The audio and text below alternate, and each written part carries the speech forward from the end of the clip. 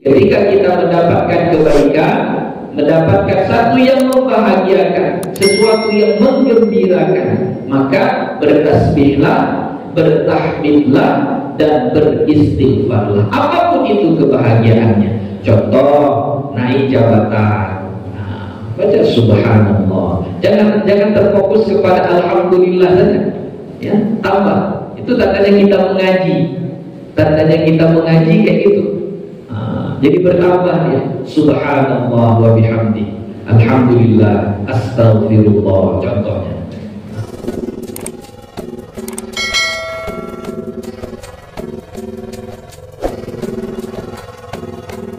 Bismillahirrahmanirrahim. Assalamualaikum warahmatullahi wabarakatuh.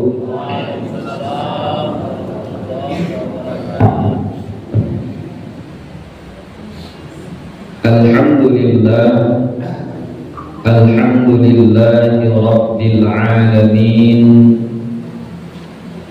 Wassalatu wassalamu ala nabiyil karim wa ala alihi wa sahbihi ajma'in. Rabbi shrah li sadri wa yassir li amri wahlul 'uqdatam min lisani yafqahu qawli. Rabbi yassir wa la tu'assir, Rabbi atmim bil khair, wa la hawla wa la quwwata illa billahil aliyyil azim. Alhamdulillah, puji syukur kita kepada Allah Subhanahu wa ta'ala. Pada pagi hari yang berbahagia ini kembali Allah izinkan kita untuk berkumpul bersama, duduk mengaji, menuntut ilmu. Semoga niat baik kita ini mendapatkan ridha dari Allah Subhanahu wa ta'ala. Kita diampunkan dosa-dosanya, dilimpahkan karunia, rahmat dan rezekinya, dan di akhirat nanti dimasukkan ke dalam surga. Amin ya rabbal alamin. Salawat beriringkan salam kepada Nabi Muhammad sallallahu alaihi wasallam dengan lafaz Allahumma salli wa sallim ala sayyidina Muhammad wa ala ali sayyidina Muhammad. Semoga kita semua mendapatkan syafaat dari Nabi kita Muhammad sallallahu alaihi wasallam. Bapak-bapak, ibu-ibu yang dirahmati oleh Allah Subhanahu wa ta'ala, insyaallah pagi ini kita akan mengkaji surah An-Nasr. Ya, itu lagi ya, yang terakhir kemarin surah Al-Masad. Ya. Jadi sekarang kita akan mengkaji surah An-Nasr. Ya. Jadi untuk namanya bisa kita sebut dengan surah An-Nasr, ya, Nun, Sad, Ra, ya. Sebahagian ulama menyebutnya juga dengan surah Al-Fath, ya, surah Al-Fath. Sebahagian yang lain juga mengatakan dengan nama yang panjang, dia disebut dengan surah Idza jaa nasrullahi wal fath.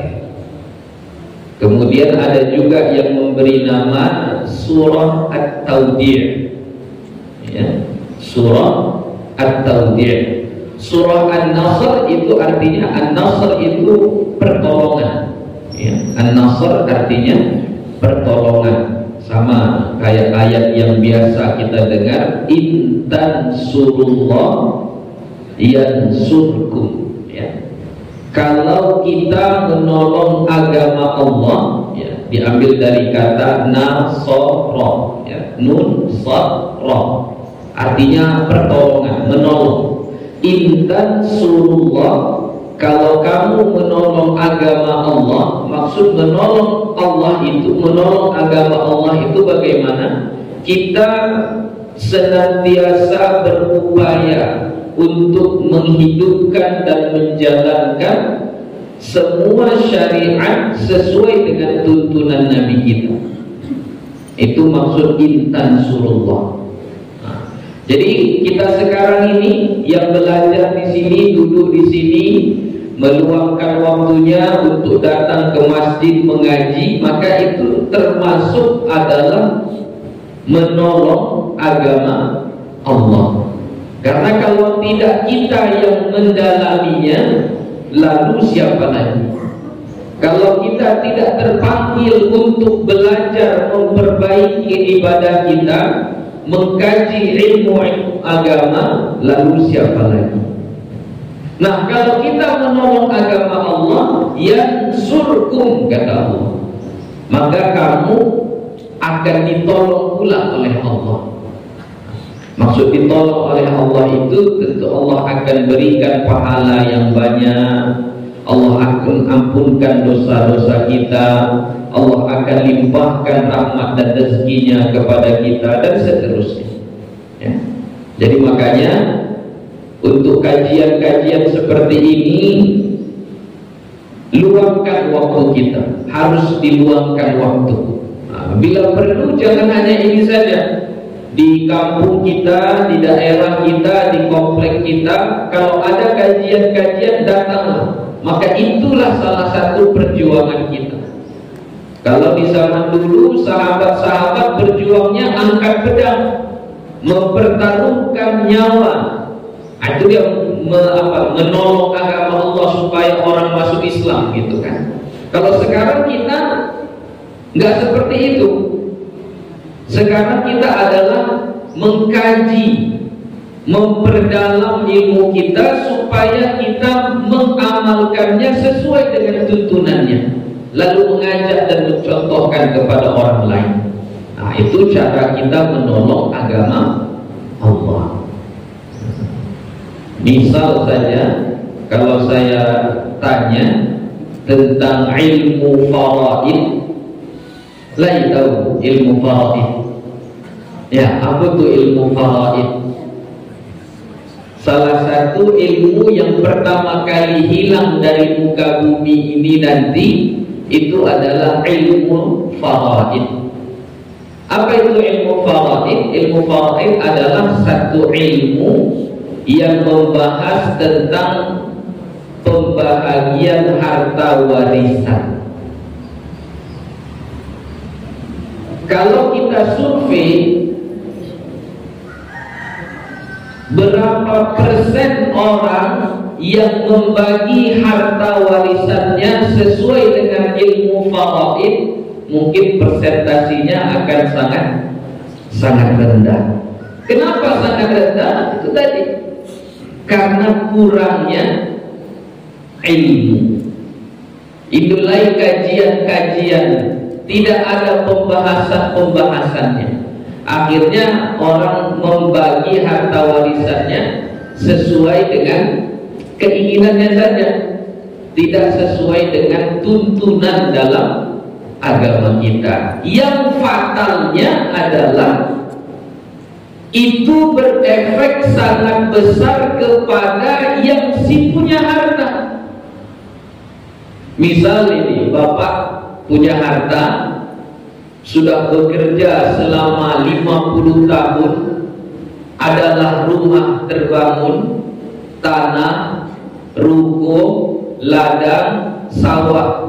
Kalau dijual itu kita buatlah kira-kira uangnya sekitar 1 M misal. Lalu 1 M itu dibagi tidak sesuai dengan ilmu faraid. Main suka-suka hati saja, bahkan ada yang sakit hati, ada yang merasa terzalimi dan lain sebagainya.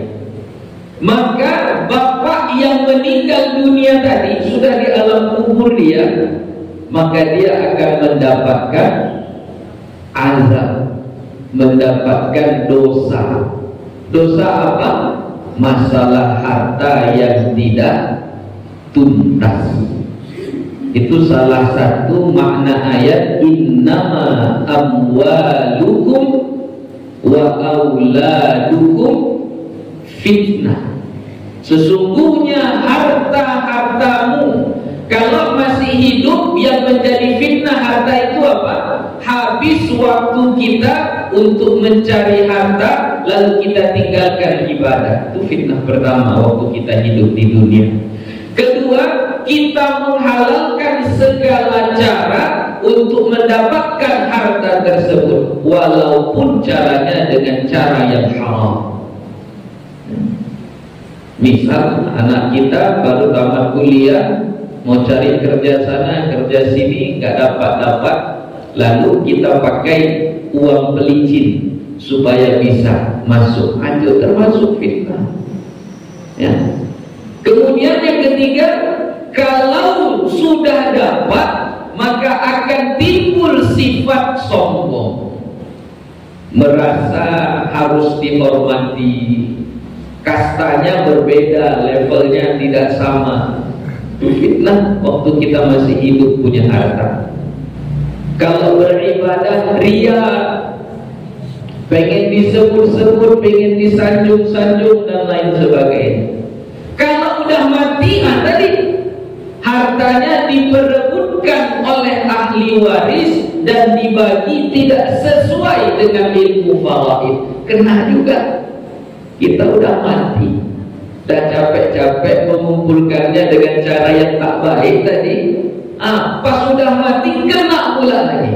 Ibarat kata pepatah, udah jatuh ketimpa tangga kena tai lembu lagi itu. Kayak gitulah kira-kira. Ya. Jadi cara kita untuk menolong agama Allah salah satunya adalah dengan datang di kajian-kajian ilmu seperti ini. Kalau tak kita yang membuka pintu hati kita, lalu siapa lagi? Itu. Ya. Itu arti an-nasr, ya, pertolongan.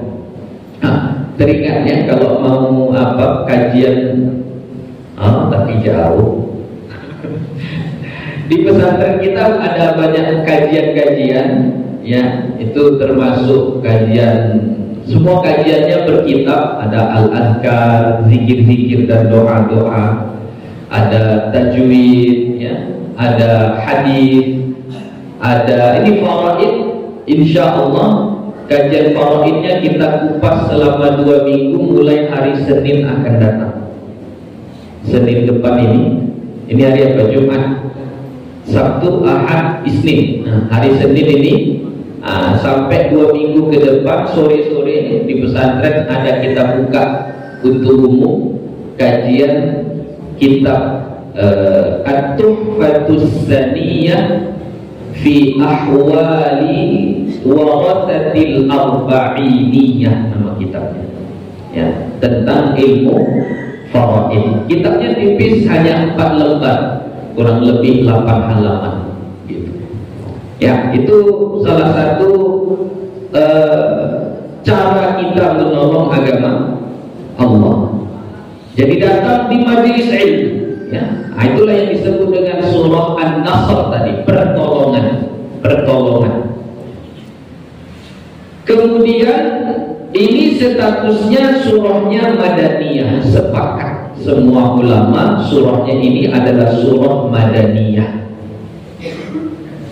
Dan surah An-Nasr ini adalah surah yang terakhir diturunkan, ya, surah yang terakhir diturunkan. Dari sisi surah, ya, dari sisi surah, kan surah dalam Al-Quran ada berapa surah? 114 surah. Kalau di susunan mushaf kita ini, surah An-Nasr itu terletak pada nomor 110, ya kan? 110. 114-nya An-Nas, 113-nya Al-Falaq, 112-nya Al-Ikhlas, 111-nya Al-Masad, 110-nya An-Nasr. Itu letak susunan pada mushaf. Tapi kalau pada turunnya surah yang terakhir diturunkan itu adalah surah An-Nasr. Ya, surah An-Nasr ini adalah surah yang terakhir diturunkan. Tapi bukan bermakna ini adalah wahyu yang terakhir, bukan. Surah yang terakhir, tapi bukan wahyu yang terakhir. Ya, kalau wahyu yang terakhir atau ayat yang terakhir diturunkan, itu ulama berbeda pendapat sampai lebih dari 10 pendapat. Tapi pendapat yang paling kuat adalah ayat yang terakhir diturunkan itu ayat wattaqu yawman turja'una fihi ilallah thumma tuwaffa kullu nafsin, surah Al-Baqarah. Ya, itu ayat yang terakhir yang diturunkan menurut satu pendapat, dan itu pendapat yang paling kuat gitu. Tapi kalau secara runtutan surah, maka surah yang terakhir diturunkan adalah surah An-Nasr, ya, surah yang ke-114 yang diturunkan gitu. Kemudian ayatnya itu ada 3, ya, ayatnya ada 3, kalimatnya itu ada 27 kalimat. 27 kalimat, ya. Kemudian apa lagi? Huruf, ya, hurufnya itu ada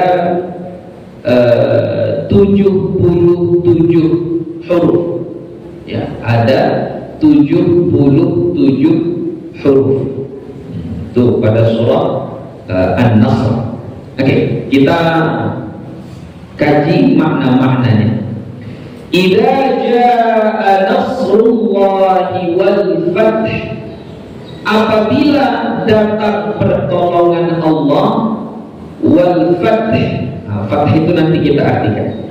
Apabila datang pertolongan Allah, kalau kita lihat dari segi makna, jaa itu sifatnya adalah fi'il madhi, ya. Jaa itu fi'il madhi. Arti fi'il madhi itu sudah berlalu, telah terjadi gitu. Tapi dalam ayat ini belum terjadi. Kenapa belum terjadi? Karena lafaznya masih dikaitkan dengan idza, apabila datang pertolongan Allah. Itu sudah datang atau belum datang? Belum, ya. Jadi belum datang. Pertolongan Allah itu belum datang secara sempurna yang dimaksud dalam ayat ini, ya. Wal fath, fath itu artinya kalau dari segi bahasa diambil dari kata fataha, fataha membuka, fathu pembukaan. Jadi Fathu Makkah membuka kota Makkah, atau yang sering kita sebut dengan penaklukan kota Makkah. Ini yang disebut dengan Al-Fathu di sini, ya. Al-Fathu membuka, ya. Maksudnya membuka kota Makkah yang dulu ditinggalkan oleh Nabi kita, lalu Nabi balik lagi untuk menaklukkan kota Makkah supaya semua penduduk Makkah itu mengikuti dakwah Nabi. Kalau bahasa apanya kayak perang, tapi tidak terjadi peperangan. Dia ingin berperang tapi nggak jadi peperangan. Itu yang disebut dengan Fathu Makkah. Nah, itu terjadi pada tahun ke-8 Hijriyah, ya. Fathu Makkah itu terjadi pada tahun ke-8 Hijriyah. Jadi dari Fathu Makkah itu Nabi meninggal tahun berapa? Kalau Fathu Makkah tahun 8 Hijriah, jadi Nabi meninggal tahun 10 ya, tahun 10 Hijriah, ya, tahun ke-10 Hijriah. Fathu Makkah tahun ke-8 Hijriah. Jadi makanya ketika turun ayat ini, para kaum muslimin di Madinah ketika itu mereka bergembira, oh ini kita akan mendapatkan kemenangan, kita akan mendapatkan satu kejayaan, Makkah akan ditaklukkan dan seterusnya. Kaum muslimin sudah berbahagia semuanya, sudah berbahagia karena mendengar ayat ini. Secara sepintas memang surah ini kayak surah kabar gembira. Tapi pada satu kisah pernah Umar bin Khattab mengumpulkan sahabat-sahabat senior, para pahlawan, para pejuang di perang Badar. Karena kan perang yang pertama itu adalah perang Badar. Jadi para sahabat yang masih hidup dari perang Badar itu pernah dikumpulkan oleh Umar bin Khattab. Lalu dimasukkanlah seorang anak muda yang masih sangat muda, yaitu Abdullah bin Abbas. Ketika itu, ini tidak hanya terjadi pada sahabatnya, pada kita pun terjadi. Ketika itu sahabat-sahabat senior itu kurang setuju itu Abdullah bin Abbas dimasukkan dalam kelompok mereka. Kenapa? Karena Abdullah bin Abbas masih muda, sangat-sangat muda. Lalu sahabat yang lain mengatakan, kenapa ya Umar, engkau masukkan dia ini ke dalam kelompok kita ini, dalam bincang-bincang kita, acara kita ini. Kurang lebih kayak gitulah. Ini antara senior dengan junior itu ya, antara seniornya dengan juniornya. Lalu Umar bin Khattab mengatakan, apa pendapat kalian tentang surah An-Nasr? Semua sahabat mengatakan, oh ini kabar gembira, kita akan mendapatkan kemenangan, kita akan mendapatkan kejayaan. Ada sebahagian mengatakan, oh kalau kita menang, kalau kita dapat nikmat, kita membaca tasbih dan seterusnya. Lalu ditanya kepada Abdullah bin Abbas, kalau menurutmu apa makna surah An-Nasr ini? Lalu Abdullah bin Abbas mengatakan, ini adalah taudih. Nah, apa tadi taudih? Perpisahan. Itu tanda dari Allah bahwasannya umur Nabi kita tidak lama lagi. Itu tafsir dari Ibnu Abbas, Abdullah bin Abbas. Lalu apa kata Umar bin Khattab? Apa yang ditafsirkan oleh anak muda ini, itulah yang saya pahami, kata Umar bin Khattab. Jadi Abdullah bin Abbas ini masih muda tapi ahli tafsir ya. Karena didoakan oleh Nabi, Allahumma faqihhu fiddin wa 'allimhu ta'wil. Ya Allah, jadikanlah dia Abdullah bin Abbas orang yang faqih, orang yang paham agama, wa 'allimhu ta'wil, dan ajarilah dia tafsir Al-Qur'an, ta'wil. Ta'wil itu maksudnya di situ adalah makna atau memahami Al-Qur'an. Nah, jadi An-Nasr wal Fath, pertolongan dan penaklukan kota Makkah, itu menjadi satu tanda bahwasannya umur Nabi kita itu sudah dekat. Dan ini jadi pelajaran bagi kita. Nanti di akhir zaman peristiwanya hampir sama. Dunia ini akan hancur, jatuh ke titik terendah, miskin, kering kerontang, susah mencari makan. Maka datanglah Dajjal untuk menggoyahkan iman kita, membawa makanan, memberikan solusi. Lahan kalian kering, saya buat airnya. Kalian terkena penyakit, saya obati, kata Dajjal. Kurang dana, saya kasih. Itu nanti fitnah Dajjal. Waktu-waktu begitu datangnya Dajjal nanti, waktu kita dalam keadaan susah. Jadi makanya kata Nabi, kalau datang Dajjal, ikat istrimu, ikat anak perempuanmu. Kenapa disuruh diikat? Karena takut tergoda, tertipu daya. Karena sudah lapar, mau makan. Kalau mau makan, si Dajjal bisa kasih makan sampai kita kenyang. Itu fitnahnya nanti. Nah, setelah itu Dajjal itu nanti umurnya di dunia ini hanya 40 hari. Nggak lama dia, hanya 40 hari Bapak Ibu Dajjal. Tapi 40 hari itu nanti panjang lagi keterangannya. Hari pertama diibaratkan seperti 1 tahun. Hari kedua terasa seperti 1 bulan. Hari ketiga terasa seperti 1 minggu. Yang sisanya baru normal seperti hari biasa. Disitulah banyak yang keluar dari agama Islam. Karena apa? Karena susahnya keadaan ketika itu, lalu ada iming-iming, ada solusi singkat untuk mengatasi masalah tersebut. Maka nanti pada akhirnya datang Nabi Isa alaihissalam membunuh Dajjal, lalu dipimpinlah dunia ini oleh Nabi Isa dan Imam Al-Mahdi. Singkat cerita, nanti Islam akan sampai ke titik tertinggi sejaya-jayanya. Kalau sudah sampai di situ, apa yang terjadi? Tandanya kiamat sudah dekat. Meninggallah nanti Nabi Isa, terus habis sampai tidak ada yang beriman lagi, baru kiamat dunia. Jadi kita kayak gitu.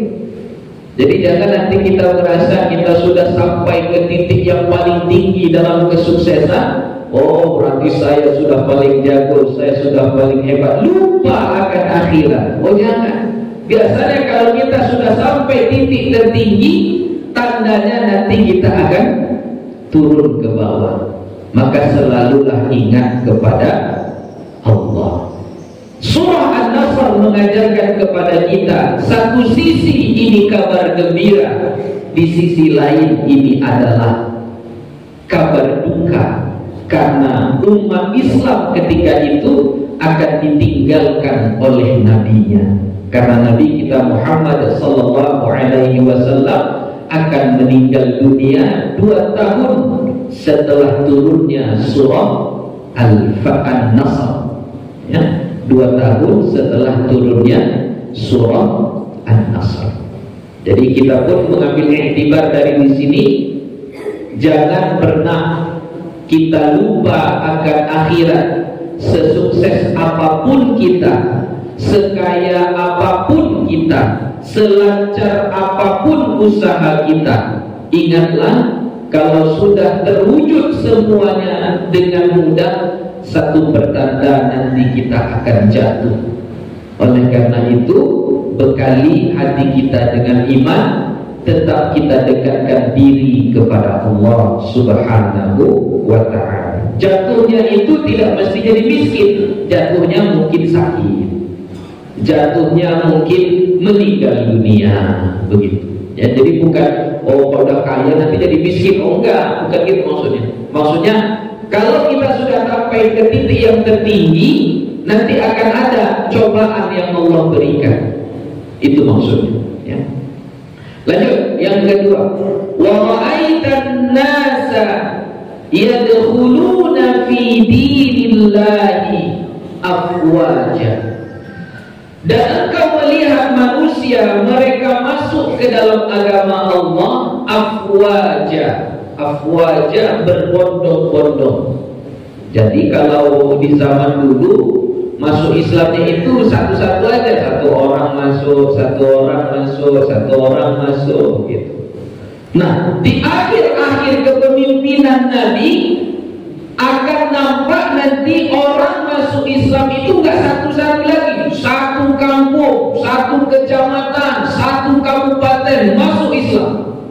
Yadkhuluna fi dinillah, mereka masuk ke dalam agama Allah afwaja, berbondong-bondong.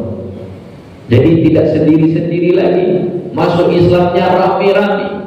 Nah, disitulah mulai pesatnya berkembangnya agama Islam. Hampir rata-rata negara Arab itu masuk Islam.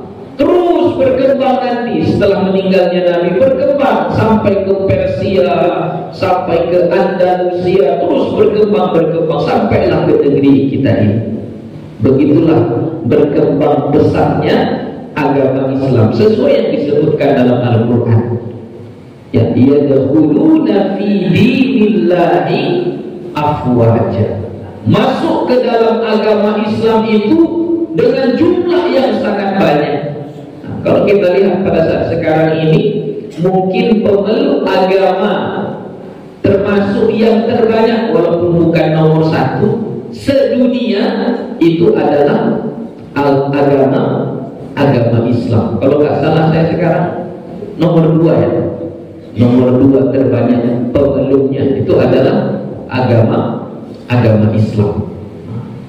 Jadi Bapak Ibu yang dirahmati oleh Allah, inilah pertolongan atau pemberian yang Allah berikan dari salah satu usaha Nabi dengan para sahabat-sahabatnya, termasuk inilah kemenangannya.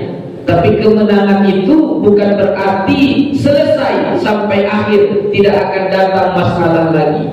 Justru setelah kemenangan kita raih, maka kita akan diuji dengan banyak cobaan, dengan versi yang berbeda.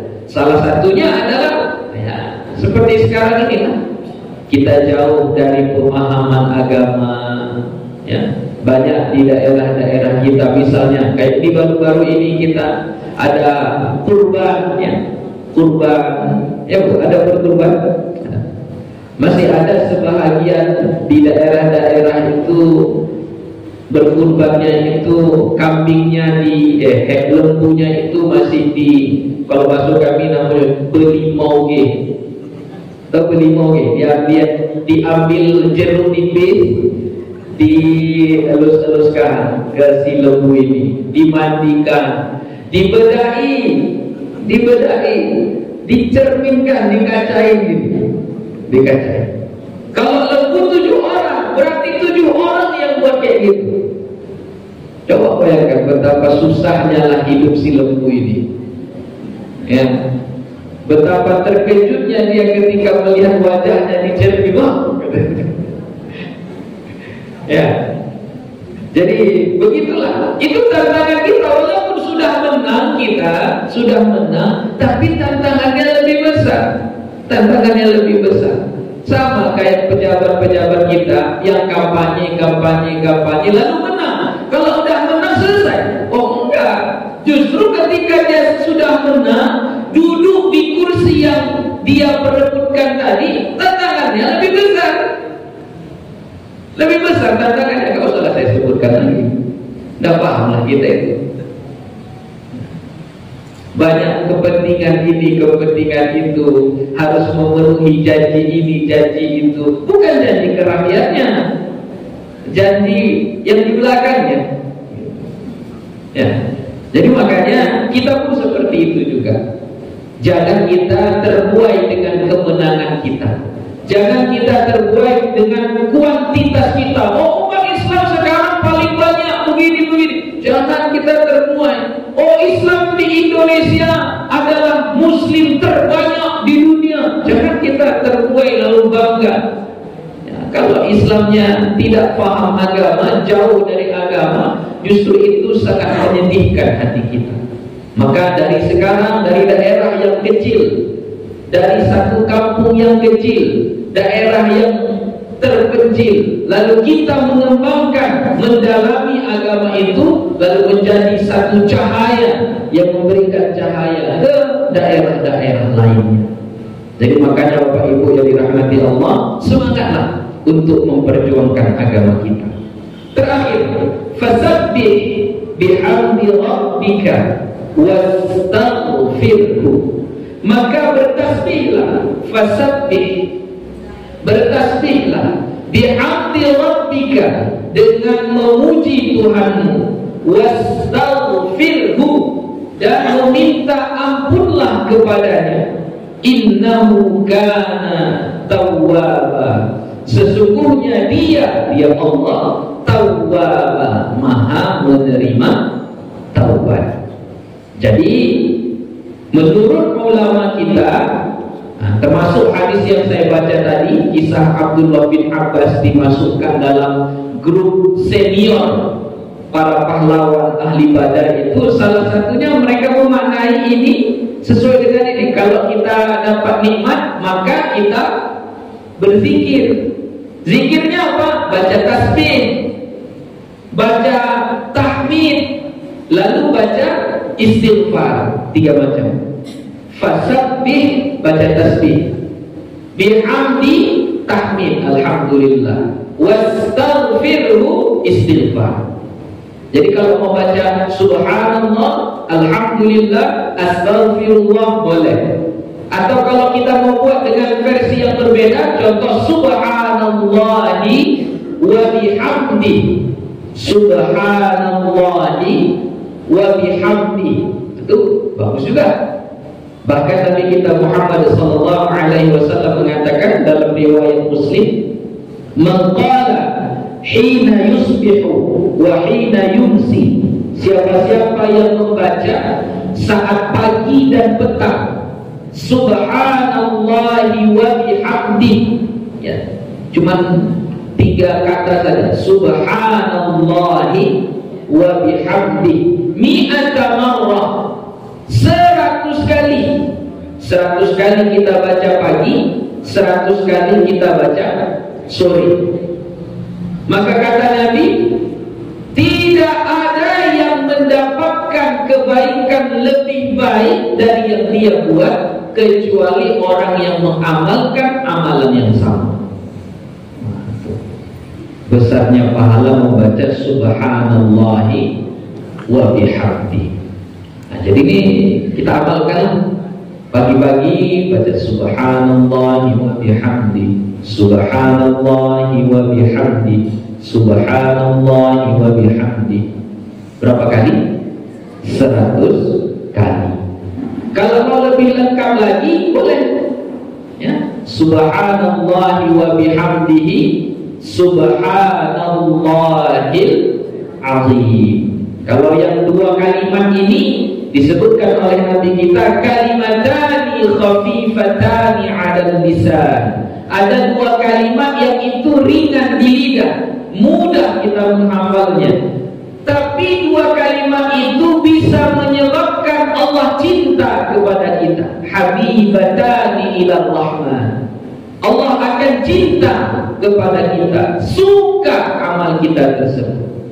Kemudian dia berat pula di timbangan, thaqilatani 'alal mizan, berat di timbangan. Dia ringan diucapkan, mudah diucapkan, pendek, mudah dihafal. Tapi kalau ditimbang berat.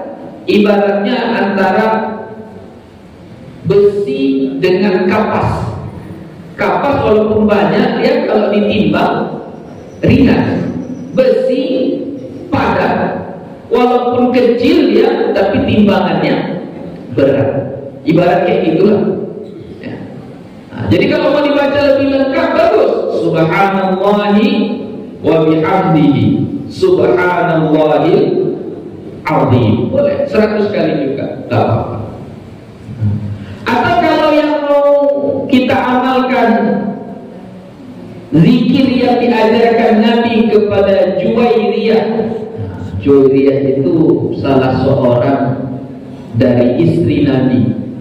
Jadi ketika Nabi keluar dari rumahnya mau menunaikan sholat subuh, dari rumah Juwairiyah, Nabi keluar menuju masjid untuk menunaikan sholat subuh. Ketika Nabi keluar dari situ, Juwairiyah ini sedang di atas sejadahnya berzikir, beribadah. Sampai Nabi di masjid, sholat Nabi, setelah sholat berzikir, apa ini semua. Sampai Nabi pulang balik ke rumahnya, Juwairiyah itu masih duduk di atas sejadahnya, masih berzikir. Lalu Nabi bilang, wahai Juwairiyah, maukah engkau saya ajarkan 4 kalimat? Yang 4 kalimat itu kalau kamu baca 3 kali saja dibaca. Kalau ditimbang yang 3 kali dibaca ini tadi, itu sudah sama beratnya dengan apa yang kau buat dari awal sampai sekarang tadi. Kira-kira berapa lama Juwairiyah itu duduk di atas sejadahnya tadi? Dari Nabi mau berangkat sholat subuh, dia udah di situ. Sampai ke sholat terbit fajar, terbit matahari, ya, Nabi balik, dia masih duduk di situ juga. Kurang lebih 1 jam ada ya. Kata Nabi, kalau kau baca yang 4 kalimat ini 3 kali saja kau baca, kalau ditimbang amalnya beratnya sudah sama. Apa itu? Subhanallah adada khalqi wa ridha nafsi wa zinata 'arsy wa midada kalimati. 4 kalimat ada. Subhanallahi adada khalqi wa ridha nafsi wa zinata 'arsy wa midada kalimati. Lain apa ya, Bu? Cara membaca zikir ini banyak versinya. Khusus yang 4 kalimat ini banyak riwayatnya. Satu versi dengan cara yang tadi, Subhanallahi adada khalqi wa ridha nafsi wa zinata 'arsy wa midada kalimati. Versi yang lain setiap kalimatnya dibaca subhanallahnya. Subhanallahi adada khalqi, Subhanallahi zinata 'arsy, Subhanallahi ridha nafsi, Subhanallahi midada kalimati. Itu ada versinya. Kalau nggak salah ada 3 sampai 4 versi cara membacanya. Tapi yang paling ringan yang tadi lah, Subhanallahi adada khalqi wa ridha nafsi wa zinata 'arsy wa midada kalimati. Nanti kalau mau menghafalnya tengok di YouTube Ustaz Ustaz Hamdi. Iya, Ustaz Hamdi ada YouTube-nya. Beliau direkam, nanti ada. Ya. Nah, di situ tengok rekaman kita hari ini itu biasanya beliau upload. Ya, beliau upload. Nah, tengok nanti di situ ya. Nah, itu lafaz-lafaz tasbih. Tasbih ini Bapak Ibu jangan sembarang. Tasbih ini Masya Allah. Ya. Tasbih ini salah satu zikir yang amat mulia. Nabi Yunus ditelan Hud, ikan yang besar, ikan paus kalau bahasa kita, ya. Itu menurut ahli tafsir, kalau Nabi Yunus enggak baca tasbih, ya, maka perut ikan itulah yang menjadi kuburannya. Ya, kalaulah dia tidak termasuk golongan orang-orang yang bertasbih, lalabita fi batnihi ila yaumi yub'atsun. Niscaya Yunus itu akan tinggal di perut ikan itu sampai hari kiamat. Itu maksudnya apa? Berarti kuburannya adalah perut ikan itu. Cuma karena Nabi Yunus ini bertasbih dia selama di perut ikan itu, apa tasbihnya? Apa tasbih Nabi Yunus? Apa? La ilaha illa anta subhanak. Itu karena subhanak itu tasbih. Ya. La ilaha illa anta subhanaka inni kuntu minadh dhalimin. Karena Nabi Yunus itu bertasbih, maka dikeluarkanlah dia dari perut ikan.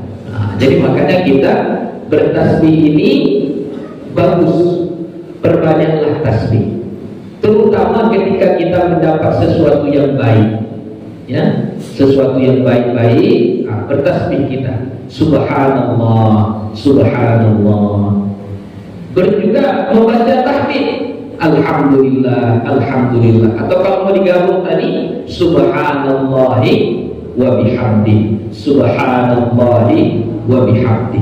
Dan jangan lupa beristighfar, wastaghfirhu. Jangan lupa beristighfar, karena terkadang dapatnya satu capaian yang tinggi tadi tidak luput dari kesalahan-kesalahan dan kelalaian-kelalaian yang mungkin dianggap di agama kita itu suatu kemaksiatan. Makanya kita harus beristighfar. Baca astaghfirullah, astaghfirullah. Jadi bukan hanya dapat nikmat lalu alhamdulillah, alhamdulillah, enggak. Ya, jadi kalau dapat nikmat yang berlimpah, tasbih, tahmid, istighfar. Kenapa? Karena terkadang kita lupa ketika dapat nikmat, proses mendapatkan nikmat itu sebenarnya ada dosa yang kita lakukan. Jadi makanya kita beristighfar, astagfirullah. Dan kita untuk menyadarkan kita juga, kalau sekiranya kita sudah dapat tujuan yang kita inginkan tadi, supaya kita ingat kepada Allah, beristighfar, astagfirullah. Itulah pelajarannya. Ya, jadi ketika kita mendapatkan kebaikan, mendapatkan satu yang membahagiakan, sesuatu yang menggembirakan, maka bertasbihlah, bertahmidlah, dan beristighfarlah. Apapun itu kebahagiaannya. Contoh, naik jabatan, baca subhanallah. Jangan terfokus kepada alhamdulillah saja. Ya, tambah. Itu tandanya kita mengaji. Tandanya kita mengaji kayak gitu. Jadi bertambah ya. Subhanallah wa bihamdi, alhamdulillah, astaghfirullah contohnya. Atau kita baca subhanallah banyak-banyak dulu, baru alhamdulillah banyak-banyak dulu, baru istighfar banyak-banyak lagi. Apa-apa. Gitu ya. Jadi jangan kita terfokus hanya mengucapkan alhamdulillah saja. Ya. Puji Allah, bertasbih, kemudian banyak-banyak membaca istighfar. Saya rasa untuk kajiannya itu saja. Jika ada yang mau ditanyakan, masih ada waktu kira-kira kurang lebih 10 menit lagi. Silakan. Kalau tafsir agak susah nanya-nanyanya ya. Kalau fikih enak. Tapi gak apa-apa ya. Anda tahu ada yang mau ditanyakan, silakan.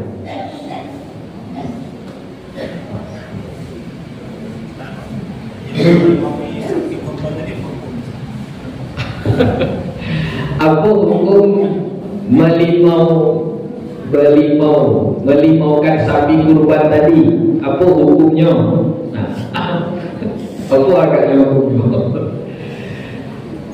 Ini hukum husnuzan dulu Pak. Husnuzan. Saya berhusnuzan saja. Kalau melimaukan sapi tadi karena ada kotoran di badannya, lalu kita bersihkan dia, kita siram, ya, disiram, ya, lalu kita gosok-gosok, ya. Kalau sejenis itu, maka saya rasa tidak mengapa. Kalau niatnya memang begitu, ya, misalkan kalau bukan tidak menutup kemungkinan ada kotoran di kulit-kulitnya kan, karena dia tidur di kandangnya, disitulah dia Allah aja, disitulah dia tidur kan begitu. Jadi tidak menutup kemungkinan akan ada kotoran di kulit-kulitnya. Tapi sebenarnya kalau ada kotoran, udah apa-apa, orang nanti mau dipotong, mau disembeli, dikulitin, kulitnya dicuci, udah dicuci, dibakar lagi nanti kan kayak gitu. Tapi nggak apa-apa. Untuk istilahnya begini, terkadang kan ada istiadat itu yang sudah biasa dilakukan. Kalau langsung kita patahkan, bukan mengikut, malah jadi berontak. Biasanya kayak gitu. Segala sesuatu yang sudah mendarah daging, sudah biasa turun-temurun, nenek moyang kami dulu begini, itu bahaya itu. Kalau langsung kita patahkan, memberontak itu, memberontak. Jadi kalau ada gitu saya bilang, kalau niatnya untuk cuci-cuci, untuk bersih-bersih, ya nggak apa-apa. Tapi cukup dicuci aja. Nggak perlu dibedain. Kalau bedain nggak bisa. Saya berhusnuzon apa? Husnuzonnya pakai bedah supaya wangi. Wanginya lembu bukan wangi bedah. Wanginya wangi lembu lah itulah wanginya. Kalau pecinta lembu, pecinta kambing, Pak, makanan daging kambing apa? Justru kalau sampai hilang baunya itu nggak suka lagi dia. Ya, Pak, yang pecinta lembu itu kalau makan daging itu, kalau sampai hilang bau dagingnya itu, kalau kata saya pinjam bahasa mertua saya, dia termasuk kalau makan daging-daging itu nggak suka rendang. Kata dia kalau direndang, selop pun direndang enak. Selop bahasa Medan. Mertua saya orang Medan. Selop itu sendal. Nah, sendal jepit itu, suwalo itu dipotong-potong, direndang, enak itu. Maksudnya nggak terasa baunya lagi, nggak terasa baunya lagi. Jadi baunya lembu apa? Ya bau lembu lah. Nggak perlu dibedahin, gitu. Nggak perlu dibedahin. Apalagi dikacain. Dikacain itu apa gitu? Dikacain, disisirin, biar ganteng. Itu kalau niatnya bersih-bersih, Pak, itu masih bisa kita berhusnuzon. Oh, niatnya memang untuk bersih-bersih, nggak apa-apa. Tapi kalau sudah berlebih, nah itu yang kita susah untuk menjawabnya. Oke, lalu bagaimana kalau niatnya bukan itu ya? Niatnya bukan itu. Kalau niatnya bukan itu, dikhawatirkan bahkan bisa jatuh kepada perbuatan yang menyerupai syirik. Ya, itu bahaya. Cuman kalau kita bilang nanti syirik, bahaya. Ya, karena itu kita anggap sebagai perbuatan yang tidak ada gunanya. Ya, kata Nabi, min husnil islamil mar'i tarkuhu ma la ya'ni. Salah satu tanda muslim yang baik itu adalah meninggalkan sesuatu yang gak ada manfaatnya, yang gak ada gunanya, tinggalkan saja. Kalau gak ada manfaatnya memandikannya, gak ada manfaatnya membedainya, gak ada manfaatnya mencerminkannya, gak ada manfaatnya menyisirkannya, gak ada manfaatnya, tinggalkan saja. Itu tanda kita muslim yang baik. Begitu, Pak. Ya, ada lagi kira-kira? Nah, jadi di mana nanti kampung-kampung kita kalau masih ada kayak gitu, kasih tahu perlahan. Perlahan. Iya, Pak. Baik, terima kasih Ustaz. Terkait dengan apa tadi, dengan faedah tadi, dengan kewarisan tadi. Misalnya yang bersangkutan meninggal dunia sementara dia kan meninggalkan harta dan juga dia meninggalkan hutang-hutang. Kami pernah juga mendengar Ustaz, kalau hutang-hutangnya tidak dituntaskan, jadi awalnya ini tidak sampai tergantung antara langit dan bumi. Itu bahasa yang kita dengar. Bagaimana tanggapannya terkait itu? Dia punya apa? Punya harta, tapi tidak dibagi dan tidak dijual untuk melunasi hutangnya. Secepatnya oleh ahli waris. Oke. Ya. Masalah harta, ini harta ya, saya kupas sedikit, lebih kurang 5 menit saya bahas ya masalah harta ini. Jadi harta itu milik seseorang. Kalau dia masih hidup, maka sesuka hatinya mau mengalokasikannya ke siapa, mau memberikannya ke siapa, dengan jumlah berapa terserah. Misal, saya punya 4 orang anak, lalu kepada anak pertama saya kasih dia misalnya tanah 5 hektar. Anak kedua saya kasih dia rumah, yang rumah itu cuma 1 rantai. Anak ketiga saya kasih sawah, sawahnya cuma 1 hektar. Anak keempat saya kasih ruko, rukonya di kampung pula, bisa contohnya. Boleh kayak gitu? Boleh, nggak apa-apa. Protes yang anak kedua, kenapa saya cuma dapat 1 rantai ayah? Protes sama saya masih hidup, nggak apa-apa.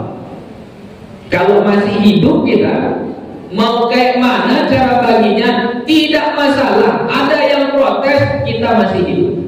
Itu kalau pembahagian. Atau kita kasihnya nggak kepada anak kita, kita kasih kepada jiran kita. Oh, ini harta saya kasih sama dia. Protes anak kita, protes lah, itu masih hidup, nggak apa-apa. Kalau masih hidup. Nah, jadi kalau masih hidup bebas, mau kita bagaimanakan sesuka hati kita, karena harta itu harta kita. Nah, kemudian kalau sudah meninggal dunia ada batasan batasannya. Itulah yang disebut dibatasi dengan ilmu faraid. Saya kasih contohnya Pak, hibah. Bukan hibah, wasiat. Kalau hibah masih hidup. Kalau hibah yang disebut hibah masih hidup. Masih hidup kita. Saya hibahkan harta saya 2/3 untuk anak yatim ini misalnya. Hartanya itu misalnya 10 juta. Lalu dia hibahkan 7.500.000 untuk anak yatim. Gak apa-apa, suka hati dia, masih hidup. Kalau hibah gak apa-apa, masih hidup. Kalau sudah wasiat, yang disebut wasiat, kalau saya meninggal dunia, maka harta saya untuk si fulan sekian. Itu disebut apa? Wasiat. Kalau wasiat ada ketentuannya. Satu, wasiat tidak boleh kepada ahli waris. Jadi tidak boleh kita berwasiat, kalau saya meninggal dunia, rumah ini untuk adik kalian yang paling kecil. Batal hukum wasiatnya. Kenapa? Adik yang paling kecil, anak-anak yang meninggal itu adalah ahli waris. Ahli waris tidak boleh menerima wasiat. Nah, ahli waris tidak boleh menerima wasiat. Hibah boleh, siapa saja boleh. Kalau hibah, mau dia ahli waris, nggak ahli waris boleh. Jadi wasiat itu ke siapa ya? Selain ahli waris. Kalau mau orang dekat, mudah. Cara mencari orang dekat tapi ke ahli waris, caranya gampang. Dari yang punya harta ke orang tersebut diantarai perempuan, maka itu bukan ahli waris. Contoh, saya punya anak perempuan. Anak perempuan saya punya anak. Berarti cucu saya, kan? Cucu saya dari anak perempuan itu, mau dia laki-laki, mau dia perempuan, itu tidak dapat warisan. Dia bukan ahli waris. Saya ulangi lagi, cucu dari anak perempuan nggak dapat. Sama-sama cucunya kan? Siapa yang laki-laki? Anak laki-laki itu punya anak, anaknya perempuan. Dapat nggak warisan? Dapat. Saya punya anak perempuan ini punya anak laki-laki atau perempuan. Dapat nggak? Nggak dapat. Jadi kalau kita berwasiat ke mereka boleh? Boleh. Nah, kalau berwasiat kepada mereka boleh, karena bukan ahli waris. Sudah. Kemudian wasiat itu tidak boleh lebih 1/3. Nggak boleh lebih dari 1/3. Kalau lebih dari 1/3 batal. Nggak boleh lebih dari 1/3. Oke? Itu gambarannya. Kemudian masalah hutang piutang. Tidak boleh dibagi harta warisan itu sebelum selesai hutang piutang. Tunaikan dulu hutang piutang si mayit, baru sisanya bagilah sesuai dengan ilmu faraid. Kalau tidak terbagi, nggak mau dibayarkan, maka cara membaginya tadi itu tidak sempurna. Kenapa tidak sempurna? Hutang itu tidak termasuk harta si mayit, tidak termasuk harta si mayit. Dan si mayit tadi yang dibilang bapak tadi itu nanti kan tergantung-gantung. Sebenarnya nggak tergantung-gantung Pak. Nah, maksudnya nanti di akhirat bermasalah dia. Bermasalah nanti dia. Masalahnya kayak mana? Harus dibayar dulu hutangnya. Harus dibayar dulu hutangnya.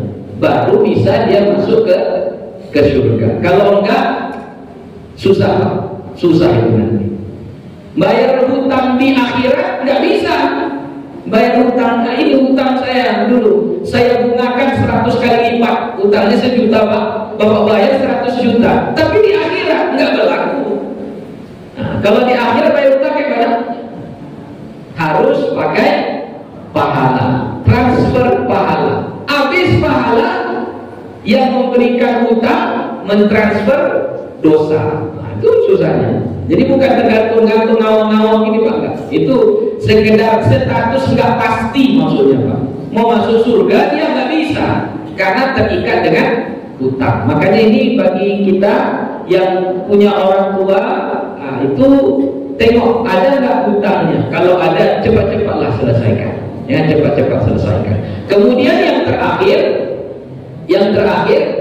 kalau punya harta, ya, orang tua kita yang meninggal dunia punya harta, nggak usah kita berpikir terkadang, oh ini capek orang tua saya ini, capek orang tua saya mencarinya. Oke lah, nggak usah kita bagi, ya. Ini kita olah saja, kita olah begini, hasilnya nanti kita wakafkan, hasilnya nanti kita infakkan, Si mayit ada nggak ini?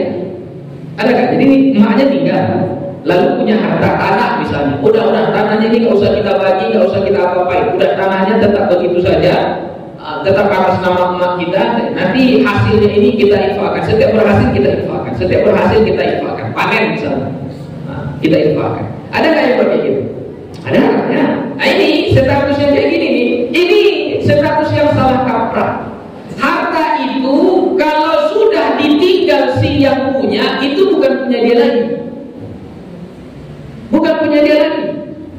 Jadi makanya kalau ada harta peninggalan, langsung bagi saja setelah ditunaikan kewajibannya. Apa kewajiban bagi si mayit? Satu, perlengkapan untuk dia meninggal dunia, kafannya, kuburannya, dan lain sebagainya. Kedua, utang piutangnya.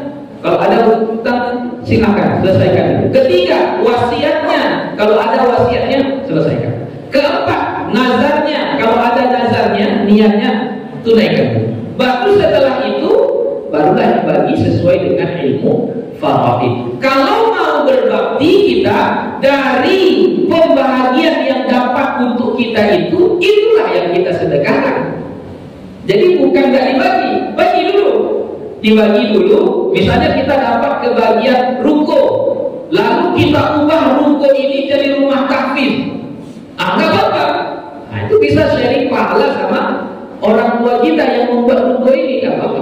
Tapi kalau kita bilang udah ini ruko ini punya mak kita, kan? Mana ada punya mak kita sudah tinggal. Ya, itu harus dipahami, jangan salah kaprah. Orang yang sudah meninggal dunia hartanya habis, tidak ada lagi punya dia. Gitu Pak, kurang lebihnya. Ya, itu saja. Saya rasa mudah-mudahan bermanfaat dan dapat kita pahami dan dapat kita amalkan dalam kehidupan kita sehari-hari. Semoga Allah Subhanahu wa taala memberikan kesabaran dan kekuatan bagi kita untuk belajar dan mengamalkan syariat agama ini. Kita tutup dengan sama-sama kita berdoa.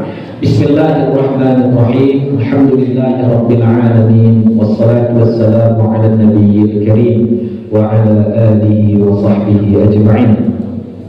ربنا ظلمنا أنفسنا وإن لم تغفر لنا وترحمنا لنكونن من الخاسرين اللهم اغفر لنا ذنوبنا ولوالدينا وارحمهم كما ربونا صغارا ولأساتذتنا ولمشايخنا ولجميع المسلمين والمسلمات والمؤمنين والمؤمنات برحمتك يا أرحم الراحمين اللهم فقهنا في الدين وعلمنا التأويل اللهم إنا نسألك علما نافعا ورزقا طيبا وعملا متقبلا اللهم إنا نسألك الهدى والتقى والعفاف والغنى اللهم إنا نسألك رضاك والجنة ونعوذ بك من سخطك والنار ربنا آتنا في الدنيا حسنة وفي الآخرة حسنة وقنا عذاب النار وصلى الله على سيدنا محمد النبي الأمي وعلى آله وصحبه وبارك وسلم والحمد لله رب العالمين. السلام عليكم ورحمة الله وبركاته.